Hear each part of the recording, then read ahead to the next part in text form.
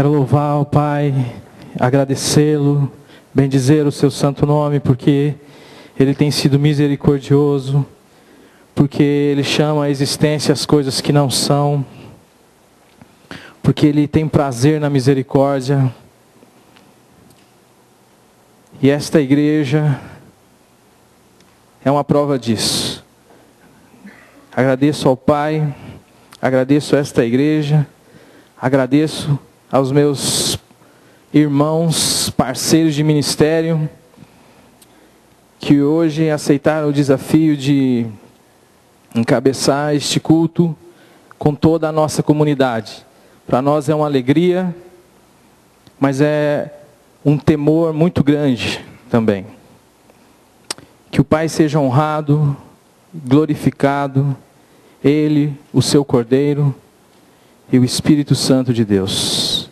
Que essa igreja seja conhecida por ser uma igreja que ama, por pessoas que amam uns aos outros e que se importa uns com os outros e que ama a Deus acima de todas as coisas. Pai amado, louvado seja o teu santo nome, Senhor. Nós te agradecemos por o Senhor estar falando aqui nesta noite e pedimos que o Senhor continue a falar conosco nesta noite. Obrigado, Senhor, por esta comunidade, obrigado pela vida de Cristo em nós. E nós neste momento, Senhor, como igreja, colocamos à mercê da Tua palavra e sob a ação do Teu Espírito Santo, esta igreja. E se alguém aqui, Senhor, que não Te conhece, que a Tua palavra venha tocá-lo nesta noite, que haja salvação nesta noite, para a honra e glória do Teu santo nome, que haja edificação do corpo, Senhor. Em nome do Senhor Jesus que nós pedimos. Amém. Eu vou procurar ser breve. Eu tinha programado uma pregaçãozinha mais extensa, mas a gente vai tentar, de alguma maneira, ser sucinto. Lucas, capítulo 4.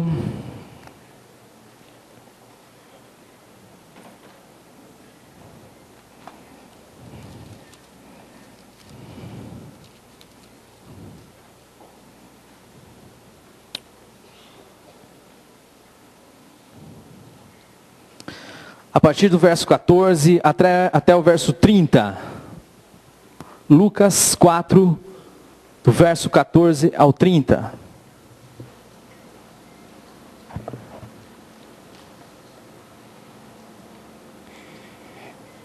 Então, Jesus, no poder do Espírito, regressou para a Galiléia e a sua fama correu por toda a circunvizinhança. E ensinava nas sinagogas, sendo glorificado por todos. Indo para Nazaré, onde fora criado, entrou num sábado na sinagoga, segundo o seu costume, e levantou-se para ler.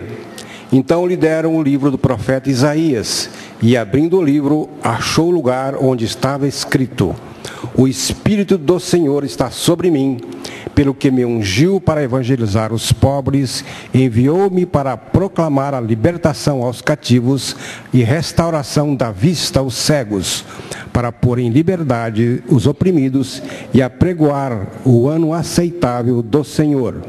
Tendo fechado o livro, devolveu-o ao assistente e sentou-se, e todos na sinagoga tinham os olhos fitos nele.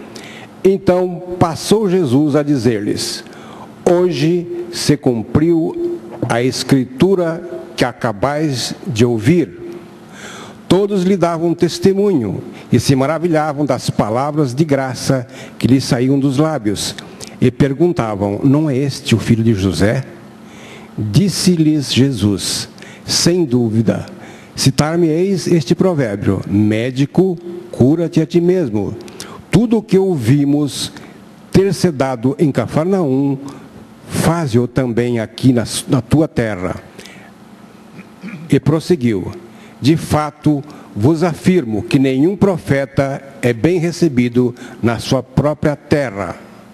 Na verdade vos digo porque muitas viúvas havia em Israel no tempo de Elias, quando o céu se fechou, por 3 anos e 6 meses, reinando grande fome em toda a terra. E a nenhuma delas foi Elias enviado, senão a uma viúva de Serepta, de Sidom. Havia também muitos leprosos em Israel nos dias do profeta Eliseu, e nenhum deles foi purificado, senão Naamã, o Ciro. Todos na sinagoga, ouvindo estas coisas, se encheram de ira, e levantando-se, expulsaram-no da cidade, e o levaram até ao cimo do monte, sobre o qual estava edificada, para de lá o precipitarem abaixo. Jesus, porém, passando por entre eles, retirou-se. Eu gostaria que os irmãos prestassem atenção em 2 versículos específicos. Primeiro, o 22, diz assim: todos lhe davam testemunho e se maravilhavam das palavras de graça que lhe saía dos lábios. E perguntavam: não é este o filho de José? E o 28, todos na sinagoga, ouvindo estas coisas, se encheram de ira.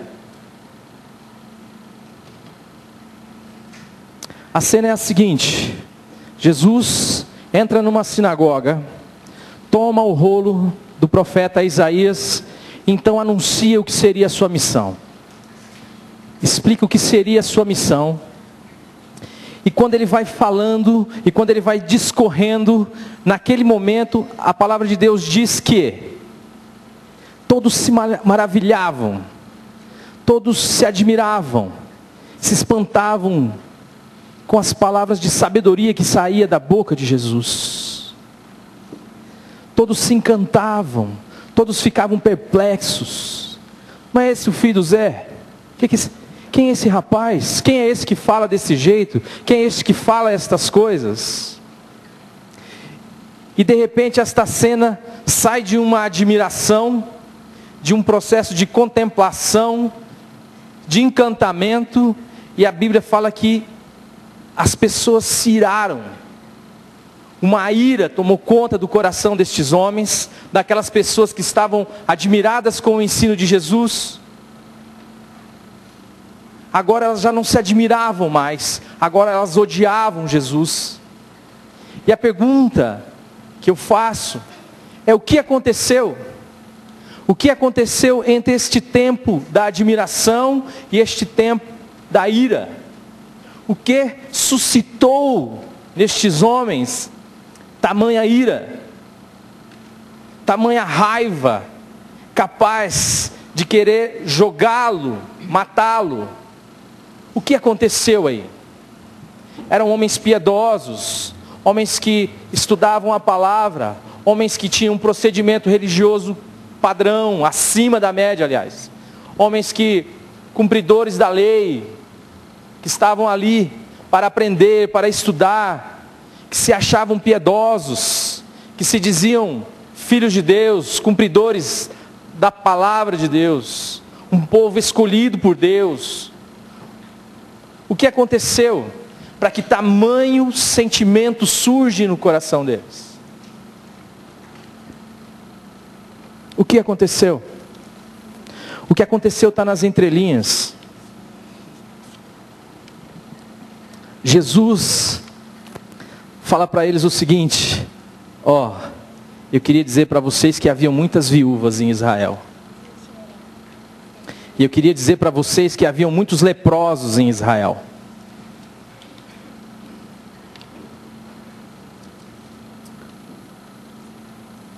Mas foi Naamã o Ciro que foi curado.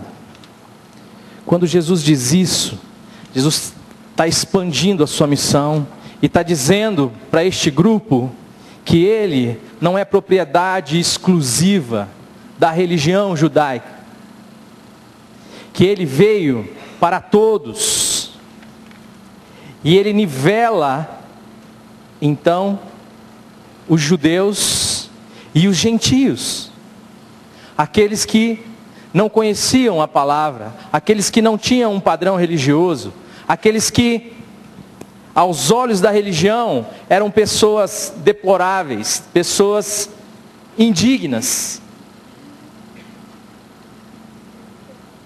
Era isso que aconteceu. Eles se iraram porque Jesus não fez acepção de pessoas, e porque Jesus se disse e confirmou a sua missão e a sua vocação de Messias, de libertador. Mas ele disse que esse Messias não era propriedade exclusiva da nação de Israel, não era propriedade exclusiva da religião, mas ele veio a todos, aos pobres, aos oprimidos, aos presos, aos cativos. Assim como ele já havia se revelado no Antigo Testamento, quando foi curado Naamã, o sírio. E isso irritou profundamente os religiosos da época. Mas aonde está esta raiz? Por que isto? Da onde surge essa irritação? Da onde vem este desejo de ser maior do que o outro? Da onde vem este desejo e esta facilidade que a raça humana tem de usar da religião como um predicado para que me diferencie dos demais, de maneira que eu não seja como os demais homens? De onde vem isto? Eu tenho visto e acompanhado no meu dia a dia, e as questões que a gente ouve aqui ou ali, e que a gente pode testemunhar ou aqui ou ali.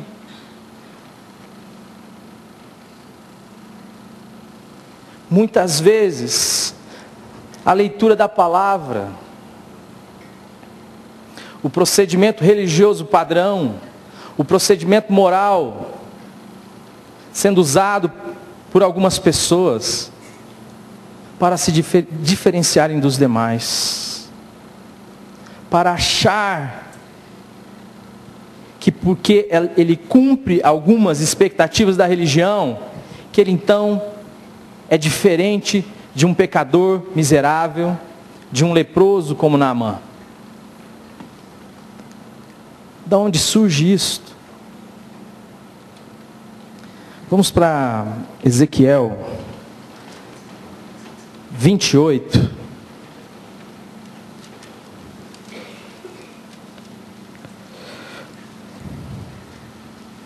A partir do verso 12.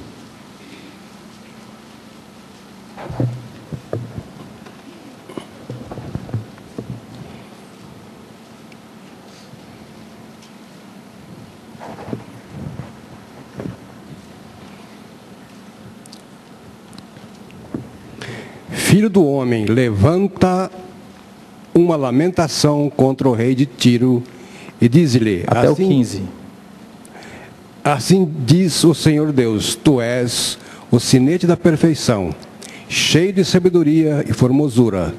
Estavas no Éden, jardim de Deus, de todas as pedras preciosas te cobrias, o sárdio, o topázio, o diamante, o berilo, o ônix, o jaspe, a safira, o carbúnculo e a esmeralda. De ouro se te fizeram os engastes e os ornamentos.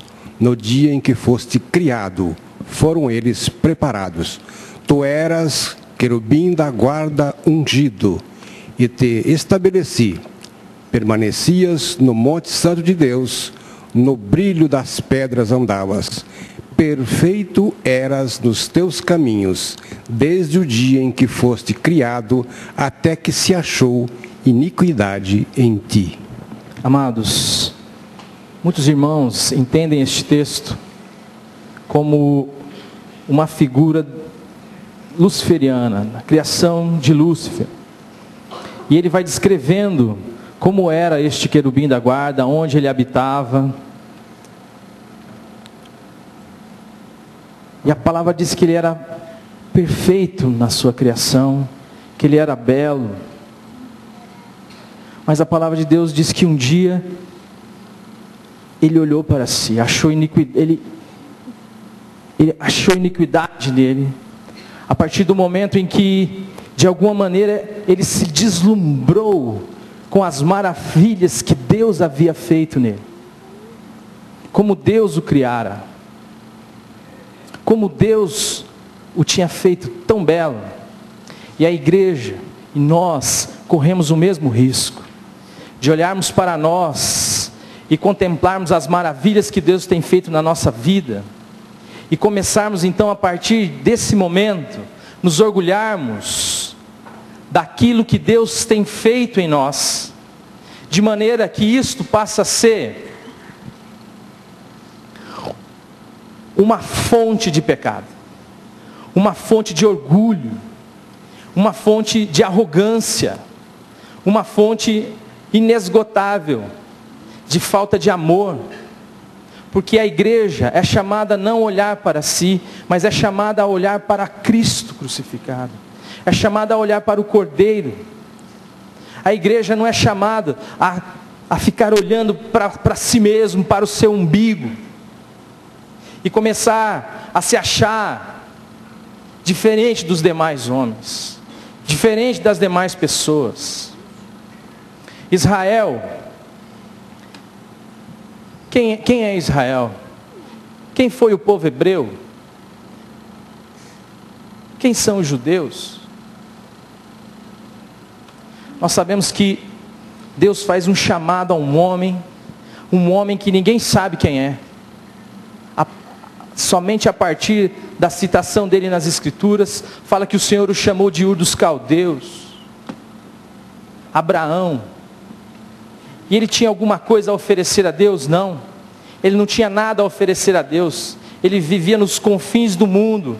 Mas a graça de Deus se manifestou a este homem, e o Senhor separou este homem e falou: em ti serão benditas todas as famílias da terra. E a partir desse homem o Senhor forma uma nação. Nós sabemos as etapas que isso ocorre. A era dos patriarcas.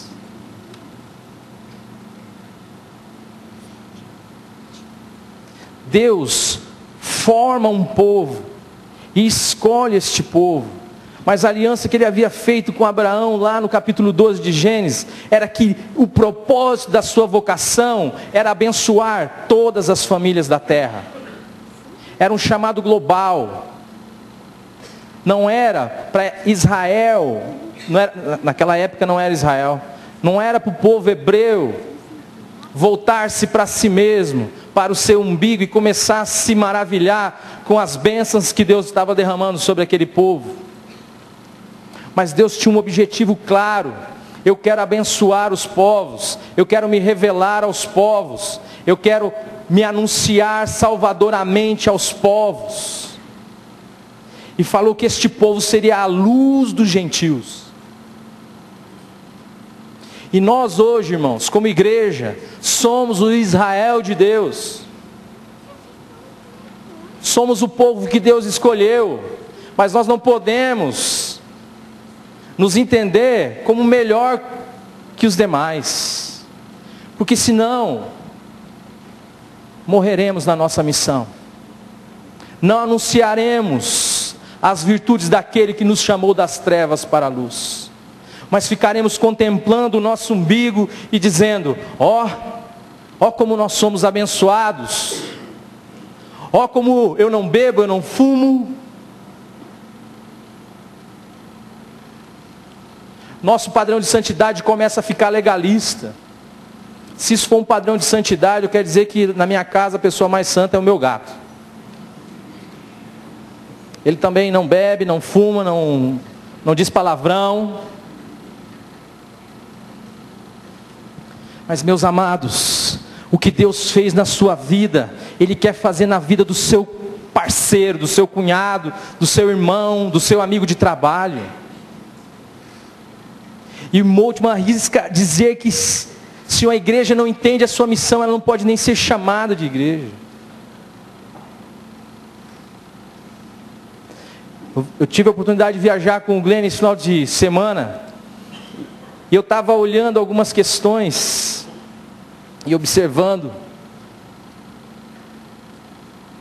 nós precisamos anunciar a Jesus Cristo, gente. Nós precisamos anunciar em Cristo a salvação de todos os povos. Quantas pessoas, ele passou por umas crianças andando e ele falou assim: eu nunca mais vou ver essas pessoas. Nós não podemos nos entender e entender nosso papel de novos nascidos, de trazidos para a luz, para vivermos para nós mesmos. Não é isto que a cruz nos diz. Não é isto que o Espírito da cruz revela e que a mensagem da cruz nos fala. A mensagem da cruz é a mensagem de amor e é uma mensagem de dar-se. Aí você sonhou, Morano? Não. A palavra de Deus diz que Deus amou o mundo e por isso nos deu o seu Filho. E você e eu somos hoje povo de Deus, nação de Deus, sacerdócio real. Não é isso que nós nos gabamos? E o que faz um sacerdote, me diga? Qual é a função de um sacerdote? Se não é levar Deus ao povo e o povo a Deus. A palavra de Deus diz que Deus confiou isso a mim, a mim e a você.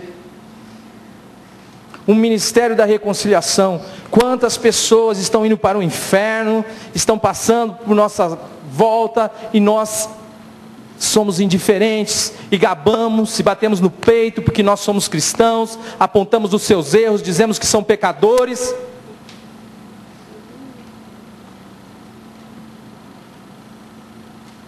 Conhecer a mensagem da cruz. Qual é a mensagem da cruz? A mensagem da cruz é que Deus amou o mundo de tal maneira que deu o seu Filho unigênito. Nascemos de novo, somos novas criaturas, mas para viver para nós mesmos, não. Igreja amada, em nome do Senhor Jesus Cristo, que nós possamos nos entender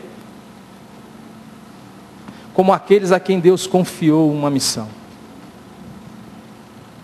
como aqueles a quem Deus nos escolheu para se revelar aos demais, não para condenar as pessoas, porque Jesus não veio para condenar, mas veio para salvar.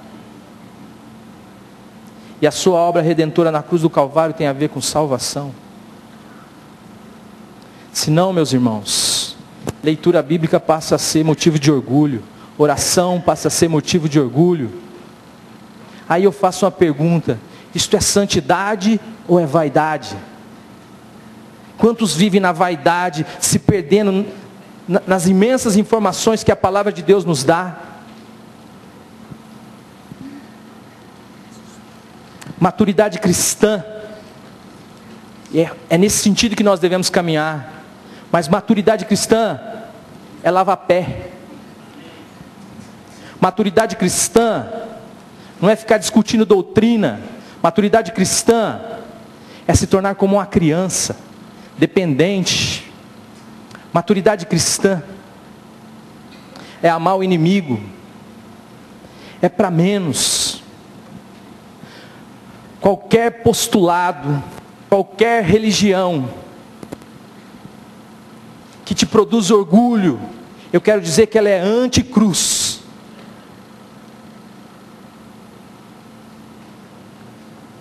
Tudo aquilo que é anticruz quer nos exaltar, nos exaltar, nos exaltar, até que alcancemos o céu e o trono de Deus e nos assentemos no lugar de Deus, no comando das nossas vidas. E esfreguemos o nosso padrão moral e a nossa religiosidade na cara dos demais e dizemos: não são como nós. Mas a obra da cruz genuína é aquela que nos esvazia.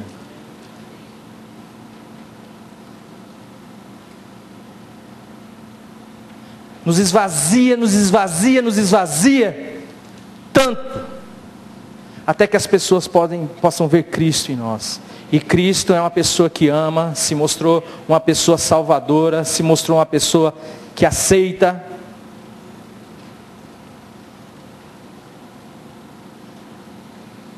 Nós precisamos ter cuidado, meus amados. Em nome do Senhor Jesus Cristo, nós precisamos ter cuidado, como igreja de Deus. Você e eu, se somos filhos de Deus, nascidos de Deus, não podemos cometer o mesmo erro de Israel, que olhou para si. Eu poderia me estender mais nesse estudo, mas eu não quero. Mas vai lá entender o momento do exílio, por que aquele povo foi exilado. A palavra de Deus fala que ele foi infiel ao chamado de Deus. O chamado que o Senhor fez a Abraão era para que todas as nações, todas as famílias da terra. Paulo diz que ele só tem um motivo de gloriar, é na cruz de Cristo. Nós precisamos tomar o cuidado, senão nós nos gloriamos na doutrina da cruz e não permitimos que a cruz atue em nossa vida. Se acontecer no seu coração o mínimo despertar que tenta te diferenciar, clame a Deus misericórdia, mas nunca se esqueça que Deus te chamou do nada, que Deus foi misericordioso com você, e que Ele quer usar você para ser misericordioso com o pecador que está ao seu lado, que está no seu trabalho, que está na sua escola. Uma juventude que ama a Deus acima de todas as coisas, uma juventude que ama o perdido. Como o Brandão falou, você não precisa ir longe não, perto de você. Não há sentido num procedimento religioso que nos exalte e que promova em nós o orgulho e a jactância, porque não é isso o que Jesus Cristo foi, é e será. Porque a palavra de Deus fala que Ele, sendo Deus, não teve por usurpação o ser igual a Deus. Antes esvaziou-se da sua condição de Deus, sendo obediente até a morte e a morte de cruz. E ela fala que é para nós nos armar do mesmo pensamento. Você é um pecador que Deus amou profundamente e que Deus fez a maior declaração de amor do universo, que foi o seu filho dependurado num madeiro. Ele te atraiu naquela cruz para que você pudesse receber a vida dele na ressurreição de Cristo.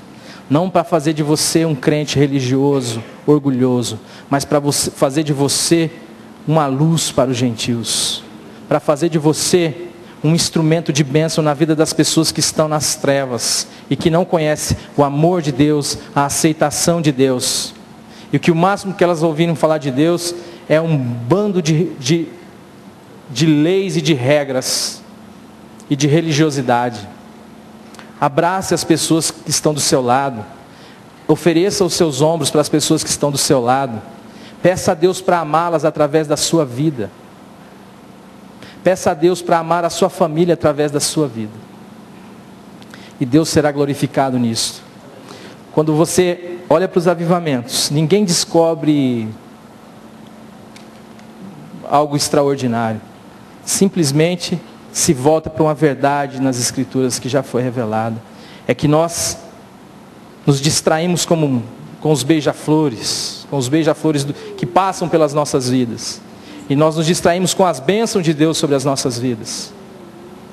Mas nós precisamos entender a nossa vocação e o nosso chamado, e que para nós o importante não é a religião, mas sim é Deus acima de tudo e as pessoas, porque Deus ama pessoas.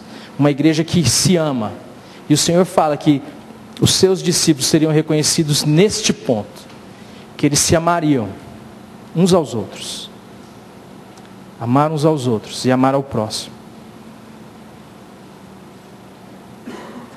Que o Senhor use essa igreja para ser uma bênção nesta cidade, para ser uma bênção nessa comunidade, para ser uma bênção em Londrina e em todo lugar.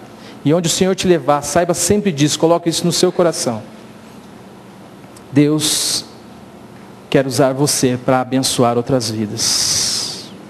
E se você não conhece a Jesus Cristo, meu querido, se para você Jesus Cristo é uma religião, eu quero dizer para você que Ele é uma pessoa, e que Ele ama você profundamente, e que Ele conhece cada pecado seu, mas que Ele já pagou pelos seus pecados.